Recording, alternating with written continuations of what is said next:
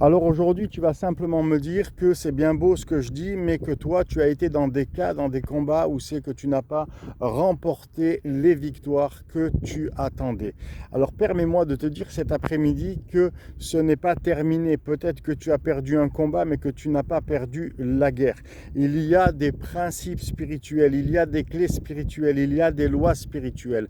Quand tu es malade, tu vas voir un docteur et le docteur te donne la démarche à suivre de par une ordonnance que tu vas suivre. Si tu suis son ordonnance, tu es guéri, tu n'as plus la grippe, tu n'as plus la bronchite, etc., etc.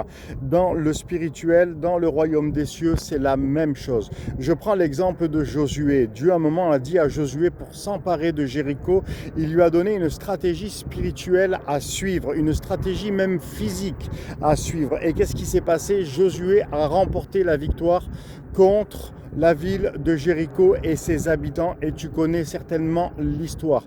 Et j'aimerais te dire la même chose, quand il y a un problème spirituel, c'est qu'il y a une racine spirituelle, et c'est parce qu'il y a un principe et une loi spirituelle à mettre en pratique. Et ça demande de consulter Dieu, ça demande de connaître la voix du Saint-Esprit. Aujourd'hui, je te demande, est-ce que tu connais la personne du Saint-Esprit? Est-ce que tu discernes la voix du Saint-Esprit? Et c'est ça qui va faire toute la différence dans ta vie à venir, dans ta marche avec Dieu à venir. Si tu veux qu'on en parle, écris-moi, il n'y a aucun problème. En attendant, demeure ultra béni.